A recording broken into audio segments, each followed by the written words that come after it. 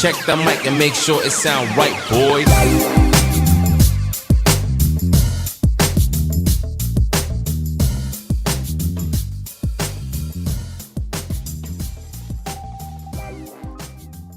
Welcome one and all to the Defiant Takes Football Show. I'm Max Dean.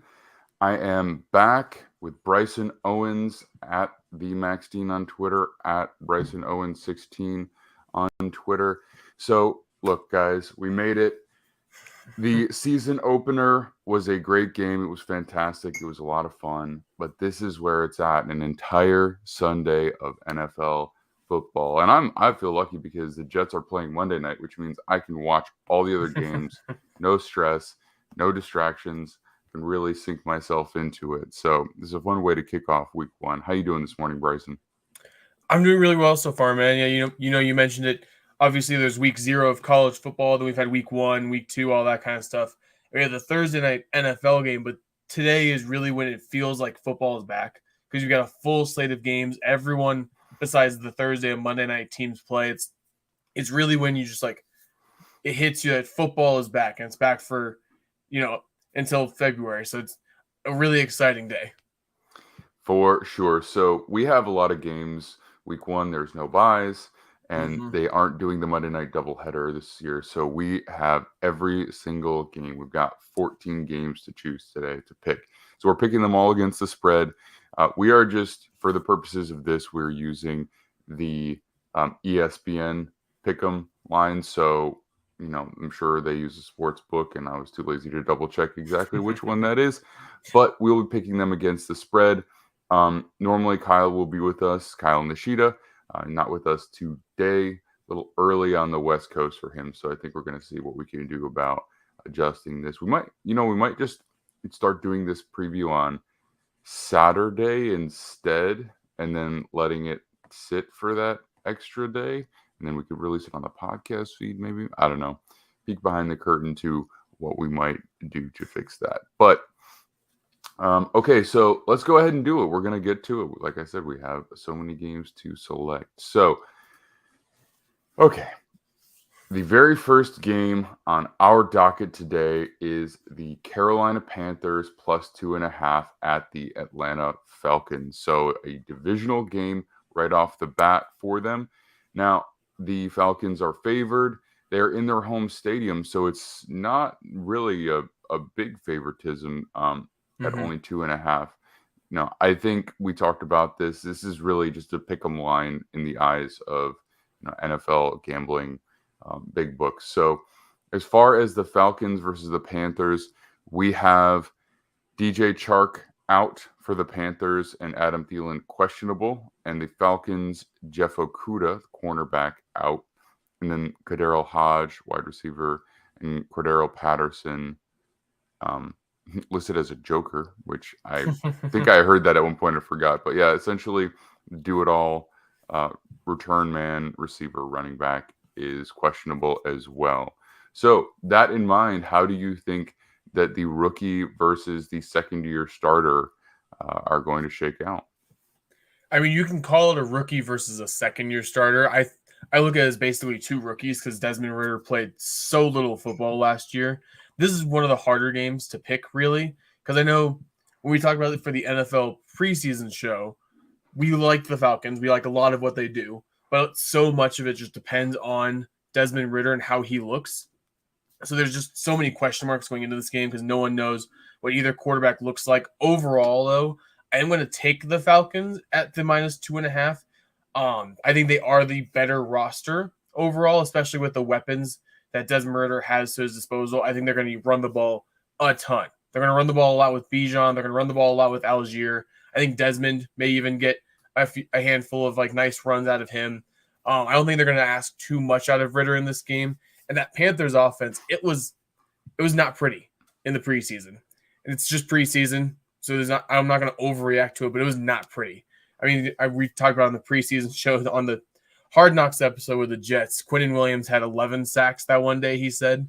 And obviously there's no Quinnen Williams on the Falcons, but they have Grady Jarrett and they have Calais Campbell. So they've got good defensive linemen that can get to Bryce Young. The Falcons have a better offensive line. They have more weapons. They're at home. I think That overall there's just too much going right for the Falcons and too many question marks for the Panthers heading into this game.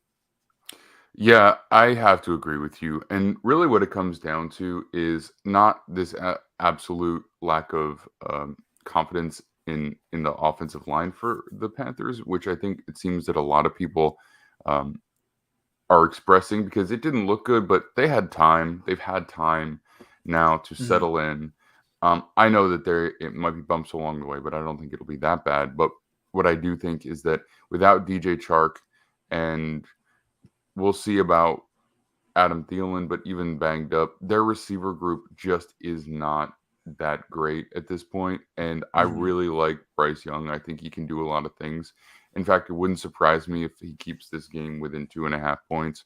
But ultimately, I do think that the Falcons are a better team right now, and 2.5 at home is not that big of a spread. So I'll roll with them. All right.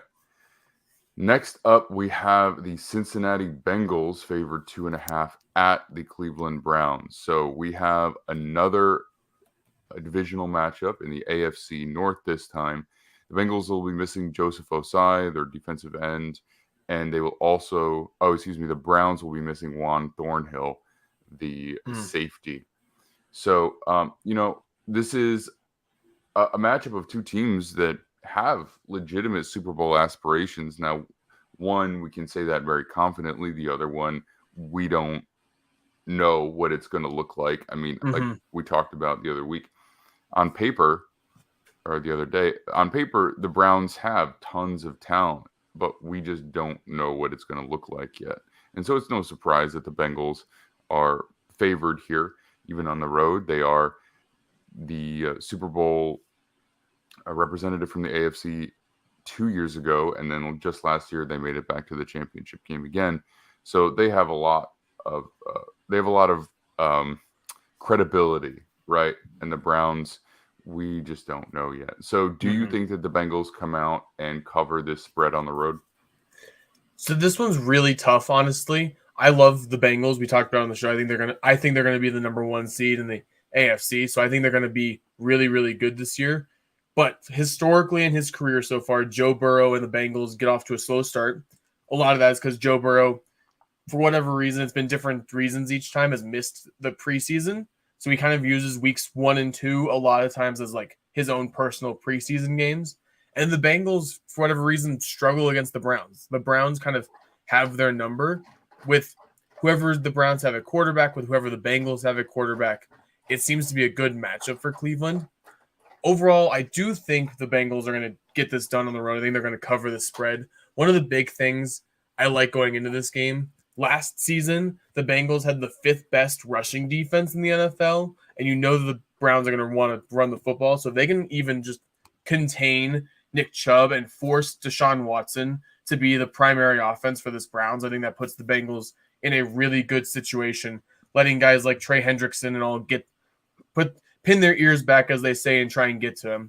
And I think there are just too many weapons for Cincinnati for Cleveland to stop all at once. So even though a lot of like history with these two teams and all say that the Browns should be the right play, I do think the Bengals are going to come out and make a statement week 1. I think so too. I think Burrow's been in the offense long enough. He's had his weapons long enough. I mean, the offensive line has not completely changed the way that it did last year. Last year, they completely rebuilt it for all but one piece. And this year, they moved their left tackle to right tackle and added one other guy. So there is not a learning curve, shall we say. And I know that he missed some time with the ankle, but I think at this point, I'm giving him the benefit of the doubt. And I do think that the Bengals cover on the road.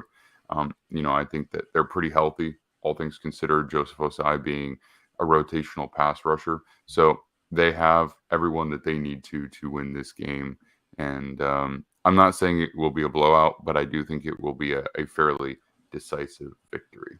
All right.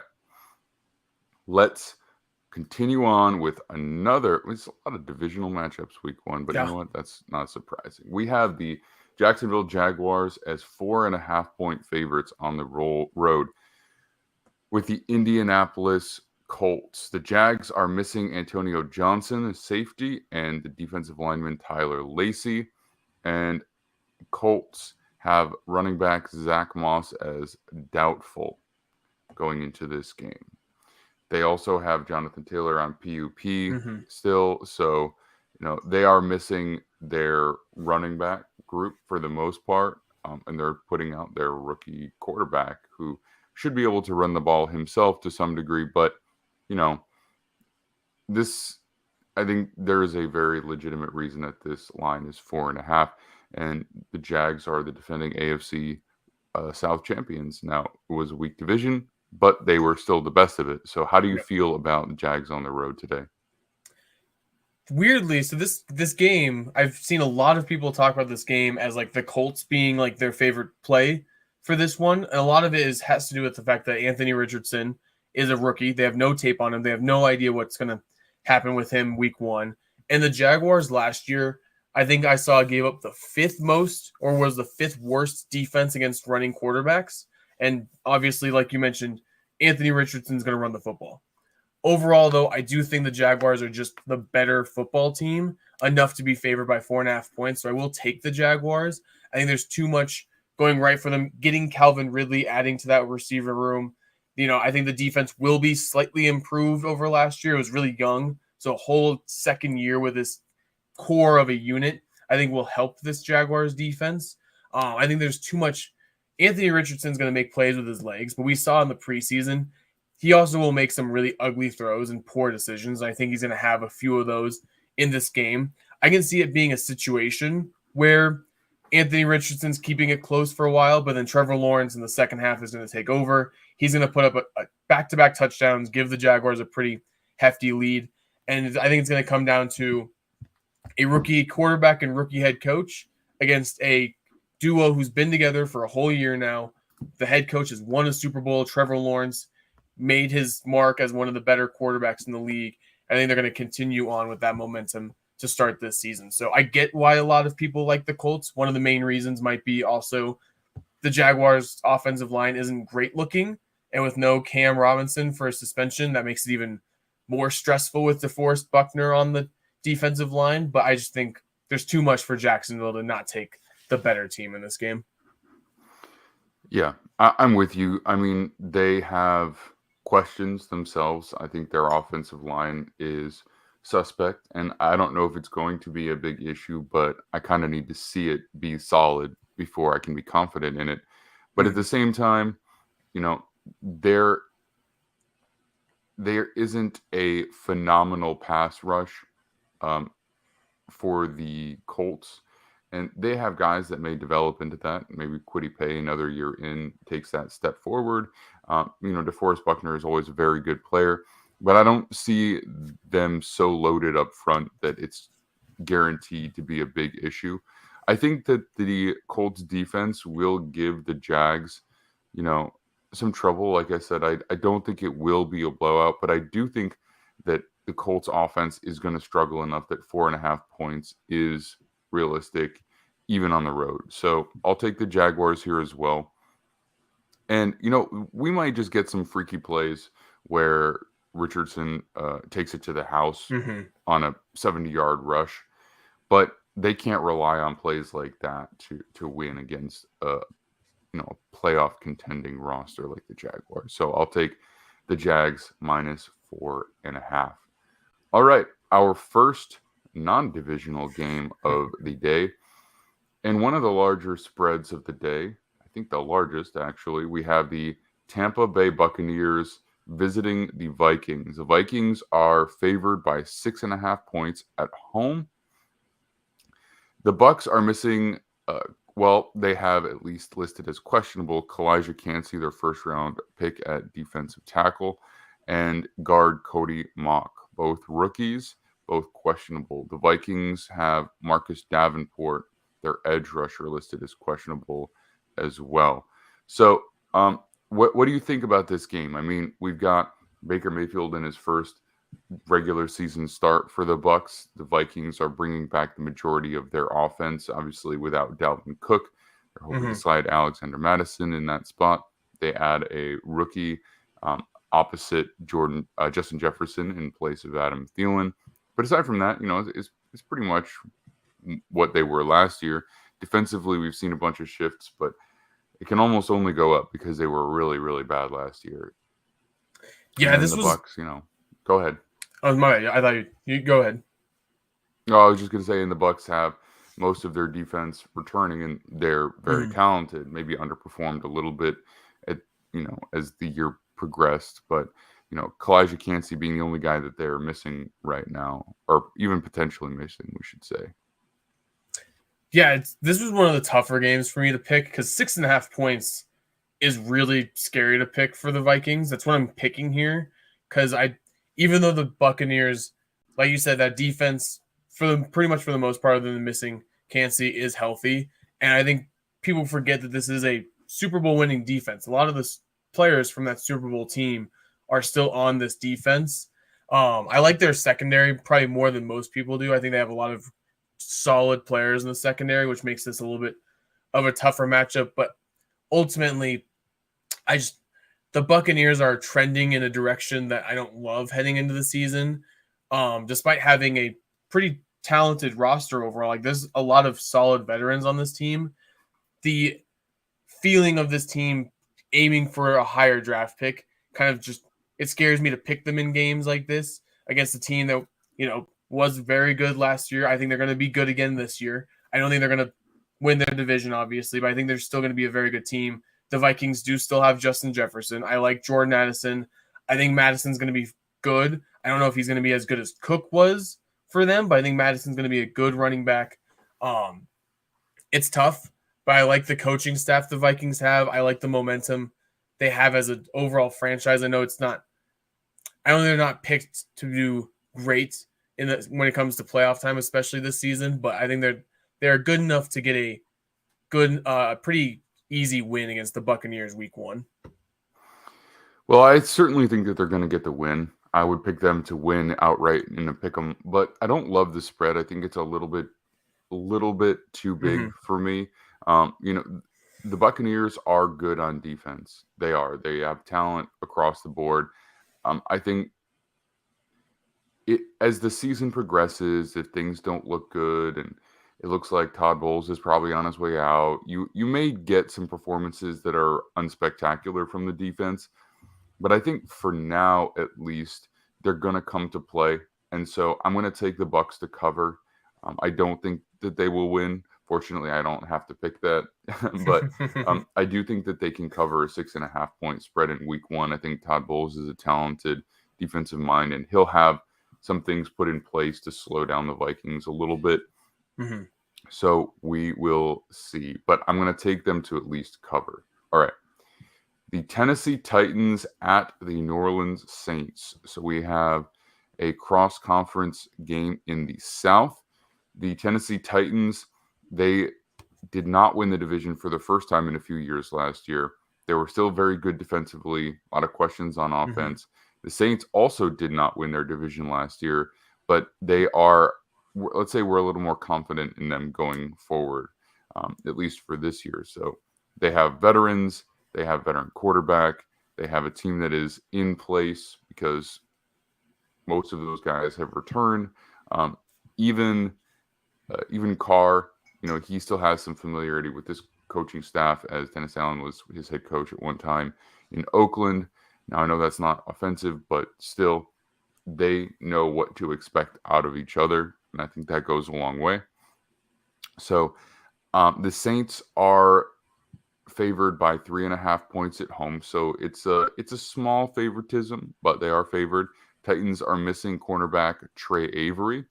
They also have edge rusher Harold Landry listed as questionable, along with their offensive lineman Dylan Reduns. And so Landry is coming off of a major injury last year. He would have been their best edge rusher for sure. So getting him back will be a big deal. We'll see if he's ready to go or not. And then their offensive line is not in a great state. So I think missing anybody there would be a negative, but they both might play. The Saints are missing Traquan Smith and safety JT Gray. So a wideout and a safety both out. And Kendre Miller, running back, is listed as questionable. So how do you feel about the Saints covering this spread at home in the Superdome? I'm actually going to take the Titans in this game, not to win, but I think they can cover a 3.5-point spread. I think my favorite play for this game is honestly the under. It's set at 41.5 on most books. I think that's the better play in this one. These are two very good defenses. I don't think either offense is going to be particularly explosive for this game. I think you're going to see a lot of running out of the Titans. I think you're going to see a lot of easy stuff for Derek Carr week one with this new team, with this new system, and new players around him. So I don't think it's going to be a very explosive game. And I think that plays into the Titans' favor. If this can be a eat clock kind of game where it's a defensive battle and it's going to come down to like one drive, I think the Titans, with the healthiest Derrick Henry will be all season, is a really good start for them. And I think one thing that I find interesting, the Saints had a very good defense last year. It was a very solid defense. They were top 10 in a lot of defensive categories. They were not good against the run. They have the 24th ranked rush defense. And if you're going to bring that into week one with the healthiest Derrick Henry they have, with Tajay Spears as an exciting young rookie, I think that plays into the Titans' favor a lot, keeping this close. And with the Harold Landry thing, that's a big deal if he can play in this game because he is a very good pass rusher. I was just looking up. He was a full participant in practice on Friday, so that's at least a good sign for his availability. They did list him as questionable, but being a full participant on a Friday practice is a good sign. So I think that's huge for them. I do think the Saints are the better team, and I think they're going to come out with a win in this game. But I think the Titans have everything they need to keep it close. Yeah, I think a lot of the things you said I really agree with, because we look at the Titans from a big picture perspective throughout the course of an entire season, and a lot of the stuff we point to is, is DeAndre Hopkins going to stay healthy? Is Derrick Henry going to stay healthy? Is Treylon Burks going to stay healthy? Is Ryan Tannehill going to stay healthy? All these guys who have a questionable track record with injury, or even if Henry doesn't get hurt, does he keep up the pace with that kind of workload? Yeah. And all of those are very legitimate questions, which have led most of us not to select them for the playoffs. But when you look at week one and everybody is healthy and Henry hasn't had the workload yet, and you kind of have them at full strength, plus the majority of the defense is good to go, you kind of have to treat them like they're a legitimate team until those issues that we perceive as possible actually occur. So I'm also going to take the Titans to cover the spread here. They could very well win outright, but I will take them to at least cover the spread. And I think that the Saints, I think that they'll look all right. I don't think this is a criticism of the Saints at this point. But I do think that the Titans are closer to them right now than we expect them to be by the end of the season. All right. Here is an interesting game. We have the San Francisco 49ers visiting the Pittsburgh Steelers. They are 3.5-point favorites on the road for a team that a lot of people, including myself, did not pick to go to the playoffs. But I'll be honest, it was tough to not choose them. I mean, it's a deep-loaded AFC North. It's a deep-loaded AFC. And if you put down the top 16 teams or 14 teams on paper throughout the NFL, there's probably a very real likelihood that I would rank the Steelers in the top 14 teams. But just the way that the playoffs are built, I find it hard to see it happening. 49ers, on the other hand, are the reigning champions for the NFC West. They also made it to the NFC Championship game again, and they're returning the same loaded team. So almost like clockwork, George Kittle is listed as questionable, tight end, and Charvarius Ward, the cornerback, is also listed as questionable. So these are both important players. I think both are playing. I'm not obviously 100% sure, but they have enough talent everywhere that I don't know if it ultimately makes the biggest difference. And then the Steelers have Larry Ogunjobi listed as questionable as well, interior defensive lineman. So how do you feel about this game? This was another really tough one. I think a big reason why I find it so tough for this game is my favorite play for this is the under. I think this is going to be a very low scoring game, maybe the lowest scoring on the day. It's again set at 41.5. I don't know if I can see either team really breaking 20 in this one. I mean, we saw that same under would have hit in the Lions Chiefs game. Lions Chiefs game. I don't think anyone would have picked that. It went under 41.5. So I think that it being such a low scoring game, it makes me pick the team I trust enough on offense to build up a 4+ point lead. And to me, that's the Niners. I have the Niners covering the spread. I think if you get into a grinded out, just ugly football game, having a mind like Kyle Shanahan, even if George Kittle isn't available in this game, they still have Christian McCaffrey, they still have Deebo Samuel, Brandon Ayuk, they still in that great offensive line for the Niners. They still have plenty on offense to get creative and score on this Pittsburgh defense. Whereas Pittsburgh, I did like the way they finished last year. I am pretty high on Kenny Pickett. I think Kenny Pickett's going to be good. I have questions on that offensive line in some spots, especially with Nick Bosa being able to play in this game, which is huge. If with Nick Bosa coming in there, he's playing against they'll probably line him up against the rookie offensive lineman, which is just petrifying for an offense for Nick Bosa to go up against a rookie. I don't think he's playing. I don't think he's starting. I think the rookie offensive lineman. You don't think Broderick Jones is starting? I don't think so. He's been listed behind on the depth chart pretty much the entire offseason. I think that they have Dan Moore Jr. as their starting tackle, and I think they're easing Broderick Jones in there.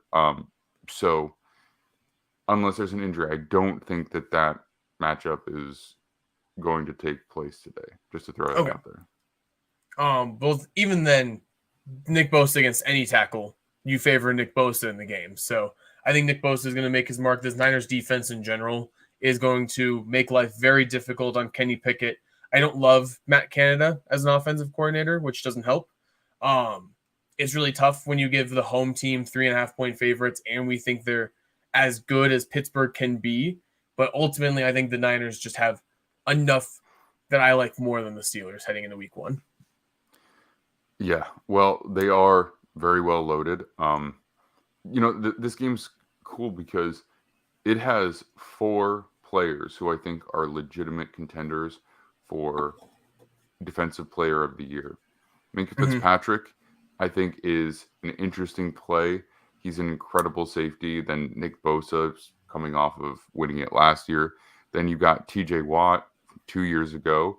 And I think Talanoa Hufanga is a guy that a lot of people expect to have a really big year. So I talked to Coach Kevin Spencer, and he had said that, he talks to Troy Polamalu periodically.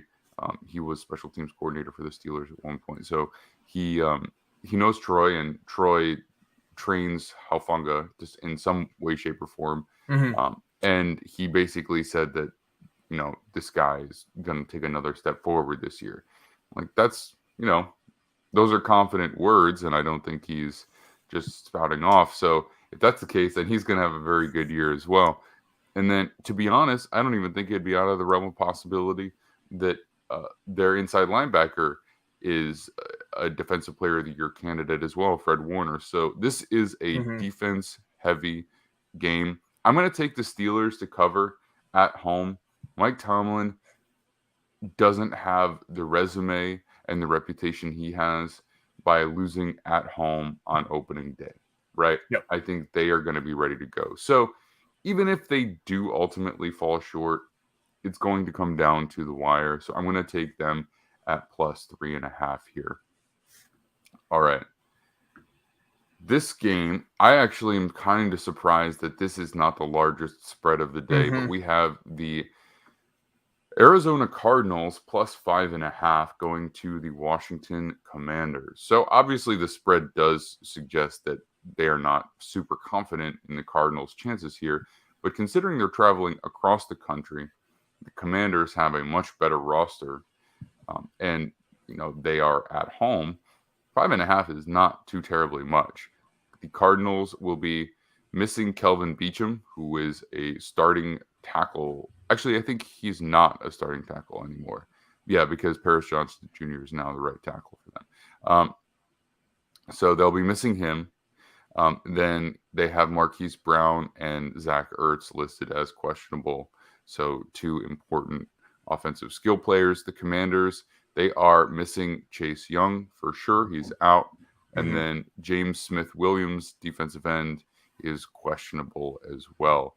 So Commanders are mostly at full strength. Chase Young was out for the majority of last year too, I think. So missing him is nothing new. But they have still a solid defense regardless.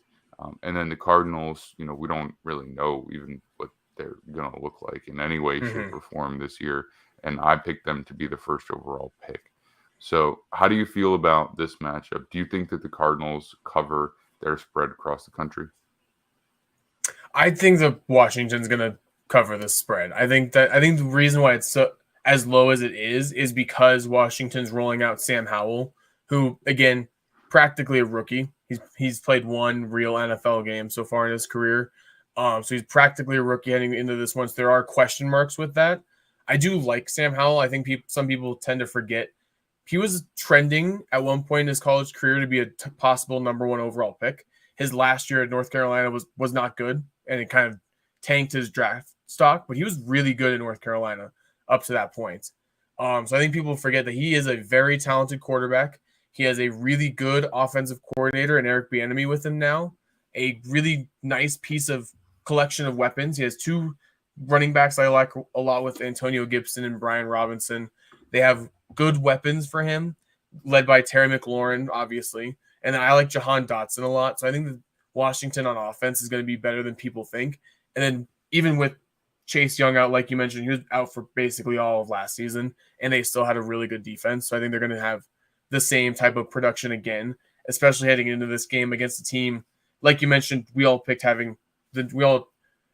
anticipate having the number one overall pick. So I think the Cardinals are just not set up to be very competitive in many matchups this season, including this one. Yeah, I tend to agree with you. I think the Commanders will be able to cover the spread. I think, like you said, Sam Howell, I think he actually is going to be better than a lot of people expect. I know that Nick here at DTF has been touting Howell for a long time, talking about him as a legitimate starting quarterback. And it may show that because his preseason was very good. He looked solid. He was making plays. And I don't know if he's going to be a top tier quarterback in the NFL by any stretch, but if he is viable, they've got a lot going on there for sure, with maybe some questions at offensive line. But to beat the Cardinals by 5.5 points, I do think that they can get that done. All right. Next up, we have the Texans at the Ravens. Okay, so this is the largest spread of the day. 9.5. The Ravens are favored by 9.5. That is a big spread. I know that we are in the Ravens' house, and the Texans are trotting out a rookie quarterback. And a lot of other questions as well. Rookie head coach, and the Ravens have a new offensive coordinator. But aside from that, and some weapons, they are a very much consistent team across the board. And so I understand the discrepancy there. If you want to give your opinion, I'm going to see if I can find the injury report here, because I do believe that I know offhand the Ravens are missing Marlon Humphrey, but I have not found my full report. So if you want to give your opinion, I'll see if I can find that. Yeah, if you watched the show last year, everyone should know that I don't love when a team has to win by 10 points, especially week one, because there's so much randomness that can happen week one. It's one of the hardest weeks to bet on in the NFL. But I do like the Ravens to cover the spread. They are at home. Like you mentioned, the Texans are rolling out of rookie quarterback, rookie head coach, not the most talented roster in general going into this Ravens team, which I view the Ravens in a similar way we were talking about the Titans. They're the healthiest they're going to be all year. They've got all their weapons available for Lamar. Lamar is healthy. That the defense, for the most part, other than Marlon Humphrey, really, like you mentioned, healthy. Like, this is going to be a healthy Baltimore Ravens team going up against a very young, very inexperienced, very not talented Houston Texans team. I think the Texans are going to be more competitive than people think come towards the end of the year once CJ Stroud gets some games under his belt. But I think opening up his NFL career in Baltimore is a really tough start. I think that the Ravens are going to win this pretty handedly. I'm gonna say that the Texans cover. I think that they cover. So the Texans are missing Blake Cashman, their linebacker, John Mechie, their wide receiver, and Jimmy Ward, their safety. All three are out. So that's not great, especially since their receiver core is not super deep to begin with. Then I'm just going to throw this out there. I don't know if I've ever heard this said out loud before, at least the first name.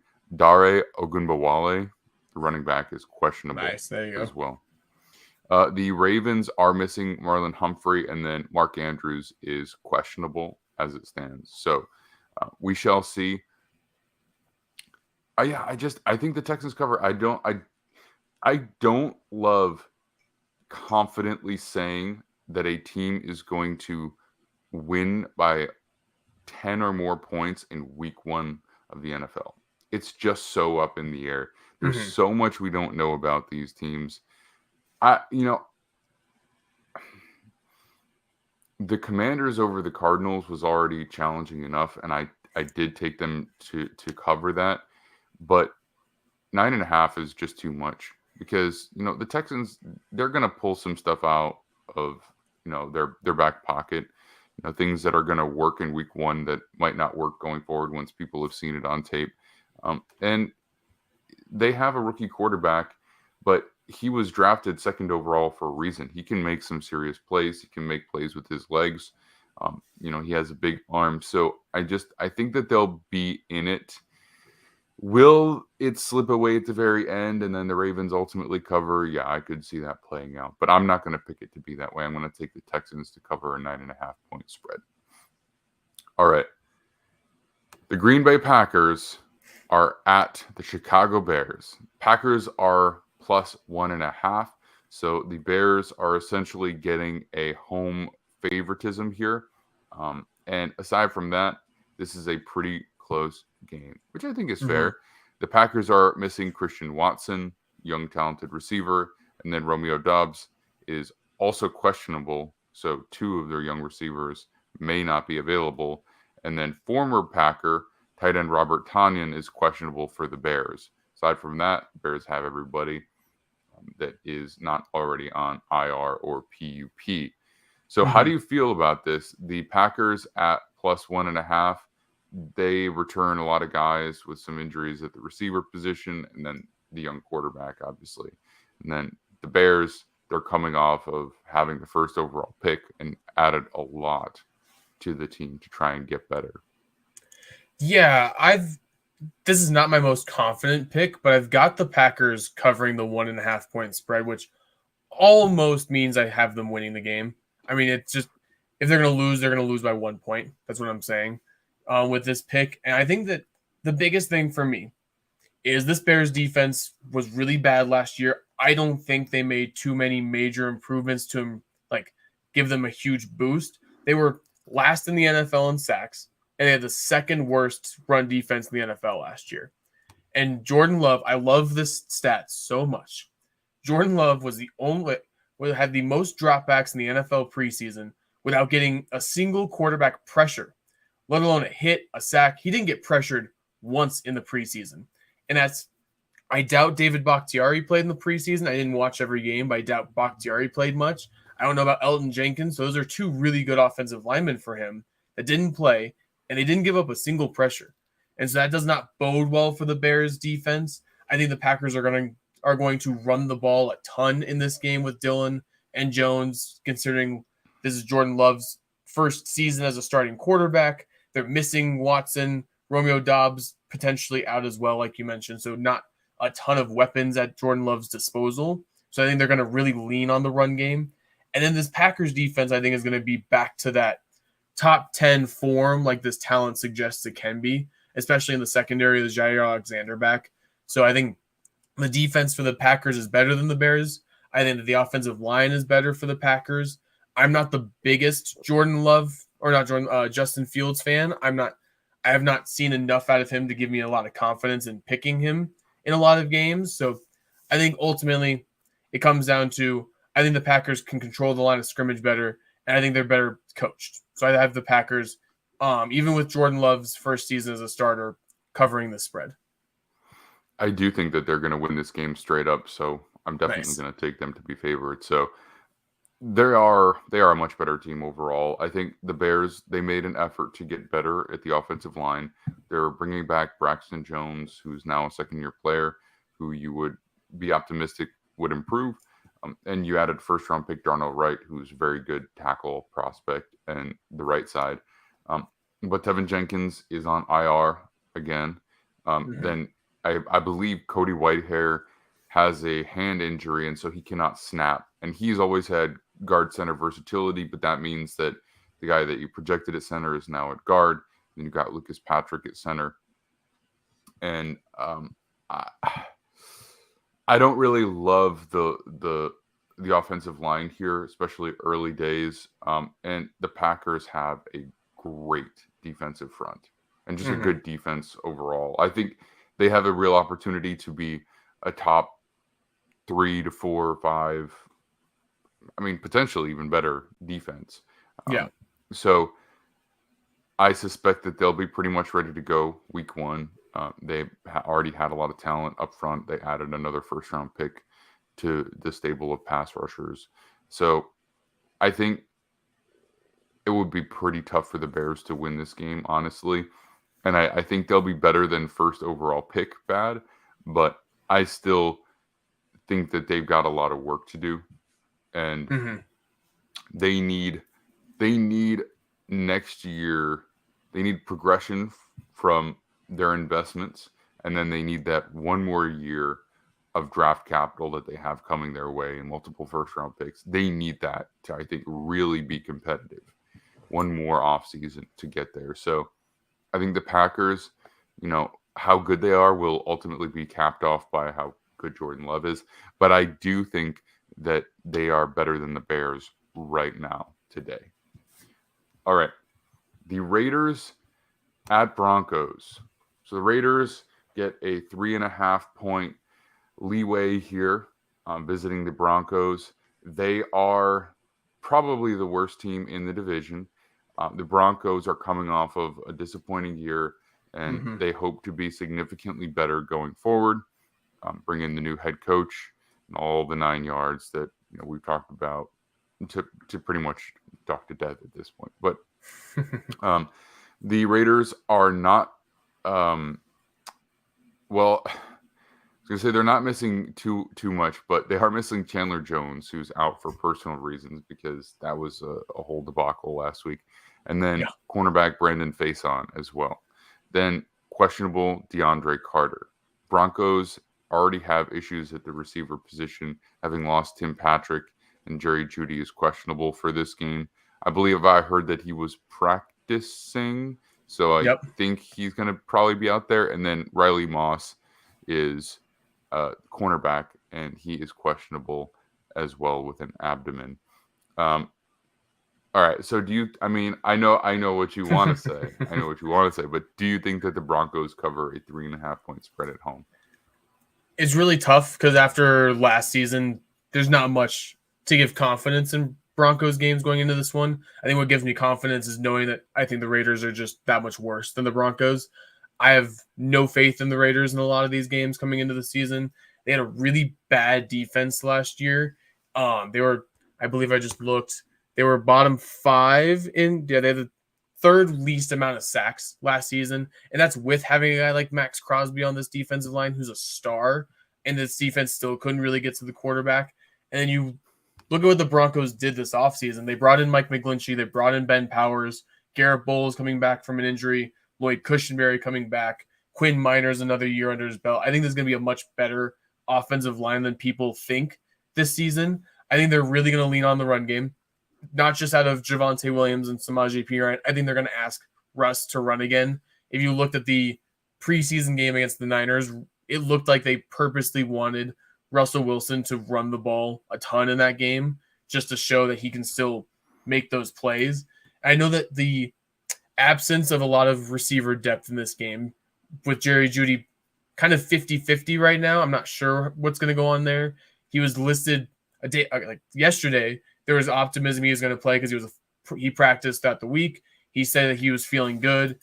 Last night at the last minute, it was kind of he was listed now as more on the doubtful side. So he's kind of 50-50 right now. But I don't think it's going to matter with this secondary for the Raiders, which is one of the worst in the NFL, in my opinion. I think you're going to see a lot of big plays out of rookie Marvin Mims. He was a big play guy at Oklahoma. I think he's going to make a couple big plays in this game. I think that the defense for the Broncos, which was a top 10 unit last year, I think is going to be very similar this season.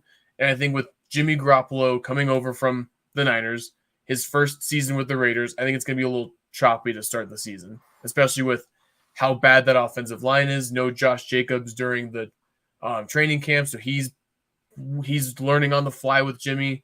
I think that 3.5 points is a little scary to pick for the Broncos, but I think that they have enough going on where the Raiders are going to come into Denver and lose pretty, not handedly, but they're going to lose by more than 3.5 points. I do think that the Broncos are going to win, but I think that the Raiders can cover. I see this as a last-minute field goal type of game where it's going to be close and the Broncos end up getting it done. I do not like the defense really at all for the Raiders. I think, they're missing so much. Max Crosby, obviously, like you said, we know he's great. And Tyree Wilson is a very high draft pick. So even without Chandler Jones, they still have a talented player there. The interior of their defensive line is not good. The linebacker unit is not particularly good. Their secondary is not particularly good. Trevon Merrick is an ascending player. Nate Hobbs is a good nickel corner. But, I don't really like what they have there. Their offensive line, they've got Greg Van Roten slated to start at right guard. That's not good. And Jermaine Illuminor at right tackle. There's a lot of bad here. And with the Broncos, I think I am a little bit nervous, especially with Jeudy in his situation, because they still need Javonte Williams to really come back, and I need to see that too. So just offensively, even though their offensive line is improved, there are still so many questions there that I just don't have the confidence to pick a large win spread. But not that 3.5 is large, really. But I think as a divisional game, I expect this to be close, and I think the Broncos will pull it out just with that coaching boost. You do have to remember that even though the offensive line is bad, right now, week 1, Garoppolo's healthy. And they do still have Devontae Adams and Josh Jacobs, right? So those guys will make plays. And I think they'll keep the Raiders in it, although I think the Broncos will win. So Raiders cover 3.5. All right. Eagles at Patriots. Philadelphia Eagles are favored by 4.5. They should be minus 4.5. I'll fix that here in a second. The Eagles are not missing anybody. Clean injury report, which I feel like happens a lot with them. The Patriots have Jack Jones out. So cornerback Jack Jones is missing. Matt Corral is questionable, but I believe I saw somewhere that Matt Corral has not been in the facility for 2 days. And I don't know if that was just a rumor or nonsense. I honestly shouldn't even say it on the show because I didn't really check this out. But, I will double check that after this because I'm very curious about it. Running back Ramondre Stevenson is questionable due to illness. Devontae Parker, questionable due to a knee. Guard Mike Onwenu to an ankle, and guard Cole Strange to a knee. So even if all those guys are there, they're banged up. They're banged up. So, and the Eagles are defending NFC champions, and Yeah. Patriots are a team that's probably better than they were last year. But I mean, what are they Who knows? really? Yeah. Who knows what they're going to be? And so, how do you feel about this spread here? This is actually one of my favorite plays. I have the Eagles covering this game. I'm surprised they aren't. I get why they're not huge favorites, but I do think that they are a much better team than the Patriots on both sides of the ball. I think, like you mentioned, this Eagles team is extremely healthy. They're going to throw out a slew of pass rushers rotating in and out, making life very difficult on this already banged up Patriots offensive line. Like you mentioned, two of their offensive linemen questionable coming into this. So even if they play not 100% healthy, which is not what you want going against this Eagles defensive front, I think they're going to make life very difficult for Mac Jones. And on the other side, even though the Patriots, despite not having the biggest names in the world all the time, they always roll out a very good defense, a quality defense every year. I think this Eagles team is too talented on offense. I know it might be off to a shaky start with two new coordinators, a new defensive coordinator and a new offensive coordinator for the Eagles. But ultimately, there's too much talent on this Eagles team. They were too good last year. I think they're going to be just as good this season on both sides of the ball for me to not take the Eagles in this game. Yeah, I'll agree with you there. I'll take the Eagles to cover this spread. I think they can just out-talent the Patriots. Where the Patriots have always really held their own is with their defensive front. And I think that if there is a team in the NFL that is prepared to just win at the line of scrimmage against a defensive line like the Patriots, I think it's the Eagles. I think they're the best. We're certainly among the best. And so when you take that into account, I just can't find anywhere else where I think the Patriots are better. They have a better quarterback. They have better skill guys. They have better pass rushers.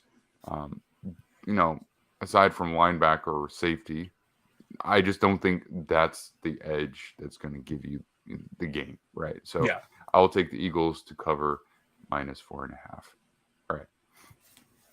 The Miami Dolphins are visiting the Los Angeles Chargers. So Dolphins traveling from the East Coast out to the West Coast. They are only +1.5, which suggests that overall it's essentially a pick 'em, but Las Vegas tends to like Dolphins slightly better than the Chargers. So, both were playoff teams last year. Neither got very far in the playoffs. There were issues with Tua Tagovailoa's health, obviously, getting knocked around and having the concussions repeat. And then you had Herbert, who was banged up in the ribs for a lot of the season because his offensive line couldn't keep him healthy. Some of those same questions are there for the Dolphins, whereas I don't necessarily think they are there in that way for the Chargers. So you get Rashawn Slater back. His injury is not the type of injury that you expect any kind of long-lasting or lingering issue. He should be back 100% ready to go. And then they have development, ideally from their first-round pick last year. They have all the guys. Dolphins, on the other hand, Teron Armstead, he is out. So he has a back, ankle, and knee. That's on his injury report. All three are listed. And this was always the fear with Teron Armstead when they signed him from the Saints. It's why he got such a reasonable contract in terms of his talent to payment. So he's out. Corner or defensive back Elijah Campbell is out as well. And then Justin Bethel, corner, is questionable, and tight end Julian Hill is questionable. Chargers have Deion Henley, their rookie linebacker, as doubtful, and edge rusher Chris Rumpf is doubtful. So he's a rotational pass rusher as well. So Chargers overall slightly healthier, especially with the starters. But so what do you think about this? I mean, Chargers are favored only by 1.5, even in their own house. So are the skill players enough? Can they do it? Yeah, I think they can do it. I think I'm a little shocked they're not favored by more, honestly. I think the Chargers are. I view the Chargers in the same way I viewed the Ravens earlier and the Titans earlier. This is the healthiest they'll be all season because they're another one of those teams that's always snake bitten by injuries. So when you get the Chargers full strength, very healthy, Justin Herbert, I think people forget, was really good last season with broken ribs and missing Keenan Allen a lot of times, missing Mike Williams a lot of times. Like he was still very good. He's coming into this healthy. He's got his receivers. They brought in Quentin Johnson. I'm a bigger fan of Kellen Moore than some people are. I think he is going to work really well with Justin Herbert, having the big arm, taking more shots downfield. I think it's going to be a more explosive offense. And then, like you said, the offensive line for the Chargers is healthier. They should be able to keep Justin Herbert upright more. While for the Dolphins, they're already not an impressive offensive line to begin with. And now you lose Teron Armstead, which just makes it even harder for the Dolphins with guys like Bosa, Khalil Mack, those guys rushing Tua. I like the Dolphins long term this season, but I think this is a tough week one matchup for them. And even with the absolute just insane speed they have all over the field, whether it's at running back or wide receiver, I don't think it's enough. I think this Chargers team is too talented week one to be only a 1.5 point favorite. So I think they're going to win this game by at least a field goal, in my opinion. Yeah, I definitely think so. I think, if anything, the loss of Teron Armstead has sealed that for me. So I'm definitely taking the Chargers -1.5 because I think that, the Dolphins will score. They just will. They have too much explosion on the offensive side of the ball. But I also think that as the game progresses, it's going to be a problem to not have Teron Armstead there. I'm not even sure who's going to be playing left tackle. I guess maybe they'll have Isaiah Wynn head over there. I'll have to double check on that because they have Isaiah Wynn projected to be their starting left guard. They have Connor Williams at center, and then Robert Hunt at right guard and Austin Jackson at right tackle.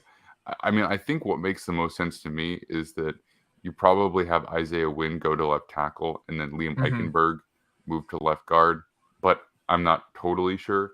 But yeah, Isaiah Wynn is not a bad player, but he's not in the same caliber as Teron Armstead. So I'll take the Chargers at 1.5. Okay, next up we have the Rams visiting the Seahawks. So NFC West matchup, the Rams get 4.5 points. So Seahawks notably favored here.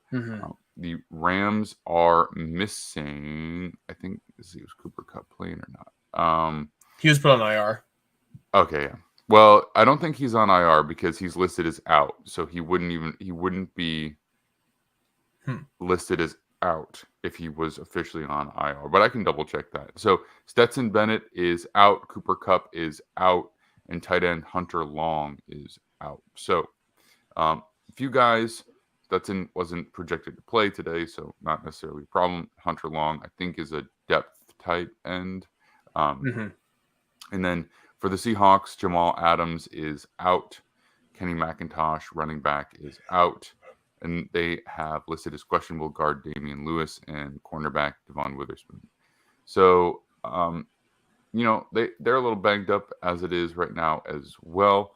I think Damian Lewis is a starting guard for Seattle. Let me just double check. I believe so. Yeah, he's a starting left guard. So that does hurt a little bit, especially with, I'm not sure how well he would fare against Aaron Donald anyway. But anytime you lose a starter, you know that they will be keying in on that spot with Donald. So I don't know. I like the Seahawks better, certainly, but right now they've got their quarterback healthy and they've got their D tackle healthy. And those two guys can make a big difference all on their own. I know that Cooper Kupp is the driving force of the offense for the Rams, but they still have Van Jefferson. They still have Tyler Higbee. So what do you think? Do you think the Seahawks cover this 4.5 point spread? Yeah, I think they do. I think the biggest key for me is Cooper Kupp being out because other than Van Jefferson, I can't really name very many wide receivers on this team. I know they have Tutu Atwell and Van Jefferson. That's about all I can name for this Los Angeles Rams wide receiver unit. Going up against the Seattle secondary with, even if Devon Witherspoon and Jamal Adams are both out, they still have Tariq Woolen, who was really, really good last year. They still have Kobe Bryant. They still have Quandre Diggs. They still have a good enough secondary to not have too many issues against this Rams passing attack, even with Matthew Stafford playing. Meanwhile, Seattle, they have tons of weapons. I like their improving offensive line. Geno Smith was really good last year. I think that the overall depth at wide receiver, is Jackson Smith and Jigba playing in this game? Did you mention him on the injury report? He's not listed on the injury report, so he should be in. If he's good to go, that's 3 really, really good wide receivers going against this very suspect Rams secondary. So I think there's too much, just in terms of health, going right for the Seahawks heading into week 1. And then just overall depth of important positions favor the Seahawks as well. So at home, I'm going to take the Seahawks to cover this. Yeah, so I don't have the IR, which I wish I had right now. But they do have Puka Nacua, who is a good receiver prospect who was hurt in college a fair amount. And so I think that lowered his draft stock a little bit. Played at Washington and then most recently at BYU. And he was taken in the 5th round, but talent-wise, he warranted going higher than that. So he's a guy that you could look at. They have Ben Skoranek, who, is kind of a blocking specialist, wide receiver, and then Tutu Atwell. And then Demarcus Robinson, who, at this point is kind of an afterthought. And I say that in the most respectful way as an NFL player. I'm just saying, realistically, he hasn't contributed significantly in a while. So I think they've got some guys, even if Cooper Kupp is not available. But, it's tough. I just don't know who's rushing the passer for them outside of Aaron Donald, and certainly he can be a one-man pass rush. But 4.5. Do I want to roll with 4.5? I'm gonna say no. I'm gonna take the Rams to cover here. Okay. I know that they have a lot more skill as far as skill position players, with the running backs and the receivers and all that. But I'm going to take the Rams to cover 4.5. I figure the Seahawks will probably win, but I'll take the Rams to at least get that 4.5 points. All right. That takes us to Sunday Night Football. We have the Dallas Cowboys favored 2.5 as they visit the New York Giants up in MetLife Stadium. So is it surprising at all whatsoever that we have an NFC East matchup for the Week 1 Sunday Night Football header? No, it's not surprising. But the Cowboys are coming off of a disappointing playoff run. The Giants are coming off of a surprising playoff run. I would not call it disappointing, unless you really... I'm for Giants fans. Ultimately, it was disappointing they didn't progress. But the point is just that I don't think anybody really expected them to win a playoff game and then actually, get there in the first place. So very different situations. I think the Giants have taken a little bit of a step back. Their talent has probably gotten a little bit better, but also, they're facing, I think, they're facing a tough situation, and I really like Brian Dable. So, 2.5 points at home, it's kind of tempting, but when you look across the board at the Cowboys and how talented they are, you can definitely see why. So what do you think about the Giants hosting the Cowboys tonight? Yeah, there are other books with other lines that I like the Giants more than this one, but with the one we're playing with, the Cowboys at -2.5 is what I'm going to go with. Like you said, I think the Cowboys are just overall more talented. I am worried about McCarthy calling plays, especially early on in the season. I'm not sure how that's going to go. I am worried with them going to lean on Tony Pollard so much being the number one back coming off a major injury. But they have a very talented wide receiver room. Dak Prescott, even though he led the league in interceptions last year, is an above average quarterback. This defense is going to be great. It's going to be a really, really, really good defense again. And I'm not the biggest believer in Daniel Jones. I believe Brian Daboll, like, more than I do most young coaches in this league. I love Brian Daboll. But I think we saw he kind of got the most out of Daniel Jones, I think, last year. And he's coming into this game. Darren Waller is already questionable with a hamstring injury. Don't know if he's going to be able to play or not, but he's already listed as questionable, which isn't a great start. He already doesn't have the most talented wide receiver room along with him. It's an okay offensive line, I think. I don't know how much I trust it overall. The defense for the Giants is going to be good. I think they're going to make it a competitive game. But I think overall you're going to see the Cowboys be able to pull this out late in the game and win by at least a field goal. Yeah, I need to look at this whole roster because I'm kind of talking myself into the Giants here. The Cowboys they're going to be most likely missing Tyler Smith, their first round pick from last year. So the guard Tyler Smith, he's doubtful. And then safety Donovan Wilson is also doubtful. Then listed as questionable, Malik Hooker, wide receiver, is he's questionable. Then Tyron Smith, their left tackle, is questionable. And defensive end Sam Williams is questionable.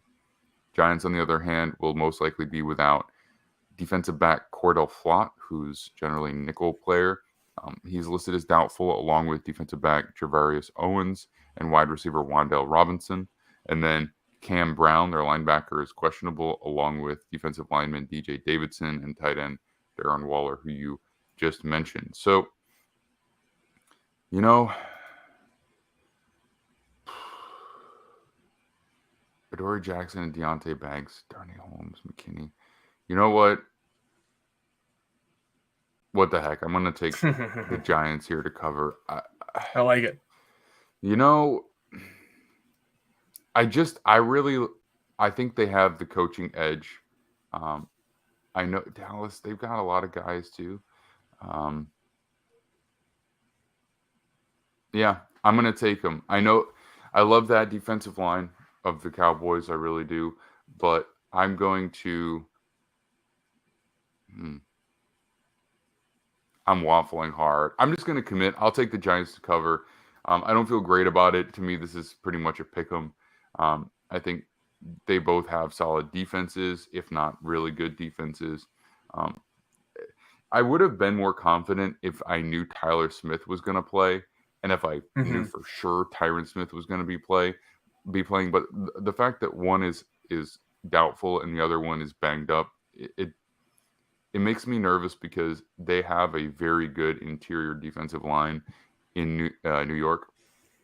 So I do have a feeling that they will be able to get after Dak Prescott there. And there is the unknown of Mike McCarthy calling plays for Prescott as well. So I'll take the Giants at +2.5. All right, so that is it. That is the first week of NFL action. The Jets will be playing the Bills tomorrow night, so we won't be picking that right now. Wait till it gets a little bit closer. But yes, I'm excited. We've done it. Week one is in the books for picks, and now we just get to sit back and watch the day unfold. Bryson, thank you so much for joining me. You can find Bryson at Brison Owens 16. You can find me at DMaxDean, and of course, all of our written content for Defiant Takes Football over at DefiantTakesFootball.com. And then we have Defiant Takes at Defiant Takes for all social media outlets. Be sure to check back for all of our podcast and live stream episodes going forward. All right. Go football. All right, everybody. Enjoy your first day. Have a good one. Check the mic and make sure it sound right, boys.